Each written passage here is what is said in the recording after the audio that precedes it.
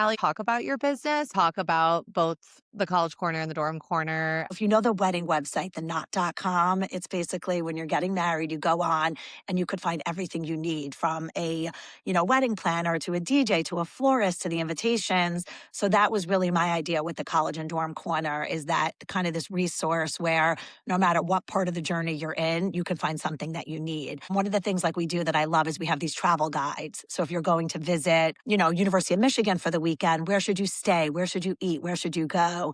And they're curated by college students. So I feel like there's just so much to it. And sometimes it's great to hear it from the families going through the process. And what I love about it, knowing that I had this news background, I would interview people and travel and meet the most interesting people.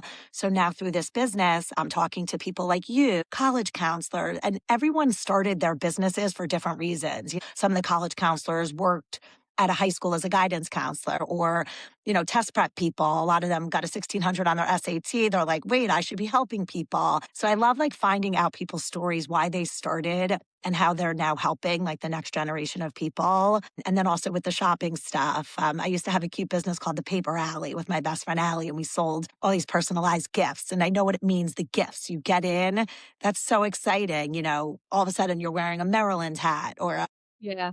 representing your school pride. Like, you've worked so hard. Now you got there. Let me wear it everywhere.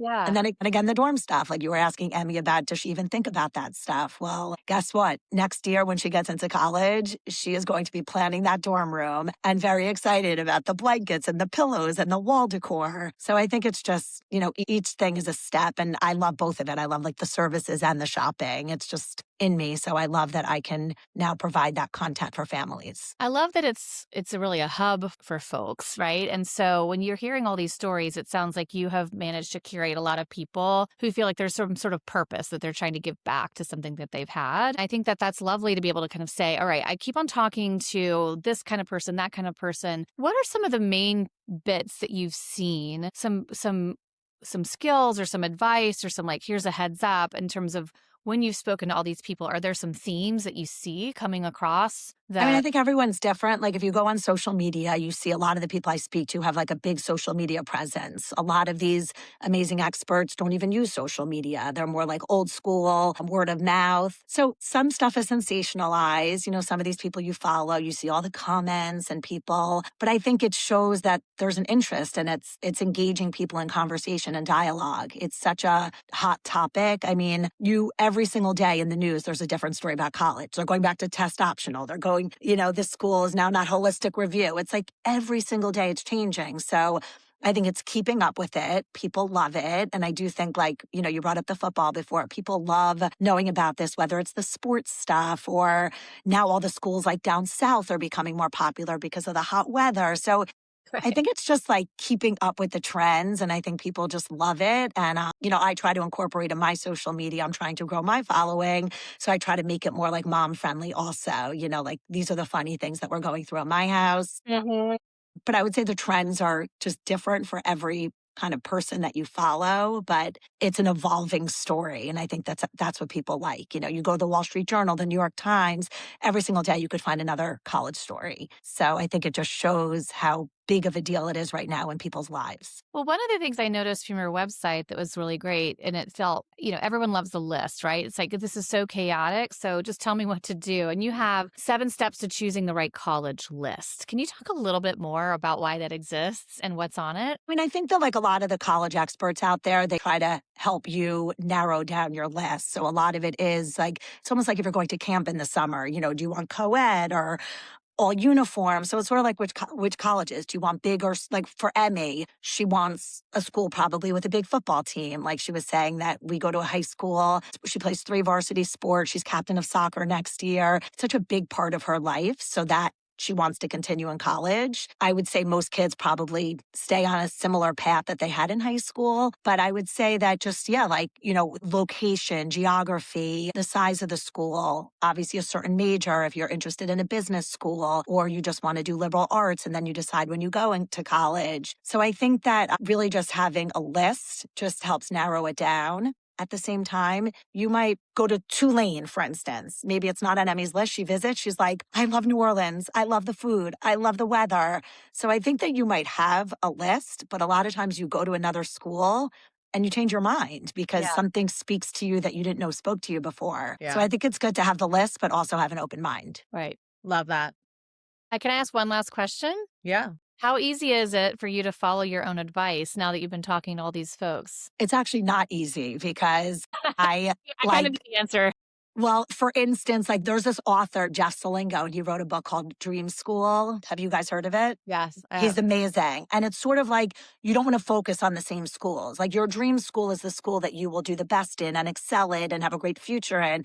So a part of me wants to instill that in my kids and be, but it's hard because then there are a handful of schools that are on Emmy's list that are probably very popular schools. So I want her to be more open minded, but then I keep saying, oh, we're going on a tour of this school. So it's, you want to be open minded, but you also see what's out there, and in your head you feel that way too. So I guess to answer your question, I'm trying to heed other people's advice, but my own brain kind of Yeah. takes over and is like my own superpower. You're not alone, sister.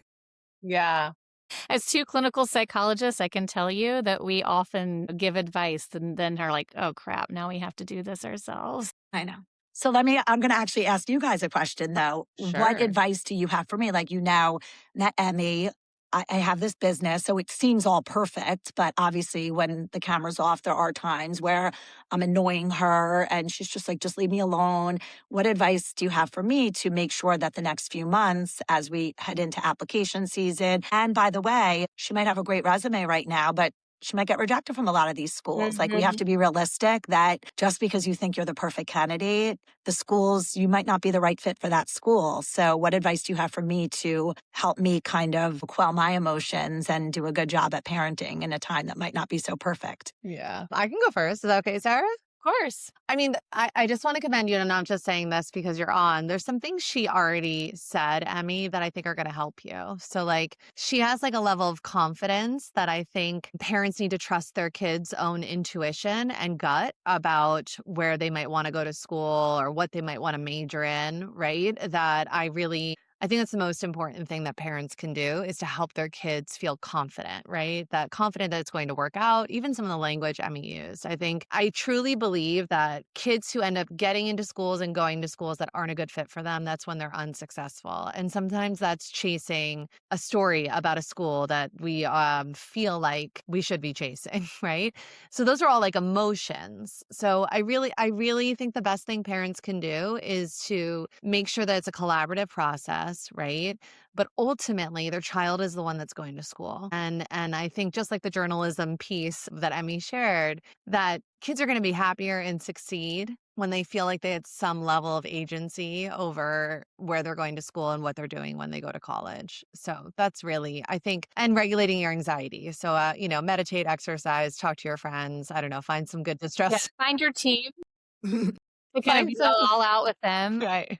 Liz, I completely agree. I just saw in Emmy such a sense of kind of being anchored. And so, Yeah. congratulations. She really does seem like she has a sense of what she can want. So, I don't know. I obviously just met her for 10 seconds, but I'm like, I'm not worried about her. I also think that one thing I always remind parents going through this time and also students going through this time is this is actually only 4 years of your life. Yeah. And it's an important 4 years and we get it. We love our Right. schools. But in terms of your relationship with her, that's going to span way past college and how you communicate and go through this is going to be an indicator to her of like what other potential trials and tribulations might be. And so if you kind of zoom out to well past college, sometimes that can help you regulate a little bit to be like, all right now, what she might need is a supportive parent, someone who's not intrusive, who can just be there for her as an anchor. And then that's going to start to build for her, hey, this is the type of support I can expect for life. So I also say zoom out past these 4 years and think about what kind of relationship and what kind of support person you want to be for her well Hmm. past this, because this will pass. This will be a distant memory at some point in your life. Yeah. Feels like the only thing that you're thinking and drinking and eating now. Right. And if you keep that in mind, it might help you feel less worried in actuality. Yep, it's just another step along the way, right? Like college, like you said, it's 4 years, but then there's after that. So I do think like with all these people out there, like it's amazing, but hopefully we're instilling good qualities in them that they'll take beyond college. Yeah. Yeah. Yeah. Once he knows I'm at a place where his parents said, I'm excited where he's going to school. I'm more excited about the person he is. Exactly. Yeah. I have the chills. It's so true. Like that's kind of like the moral of the story is like good person because college is just like going to be a blip on the radar.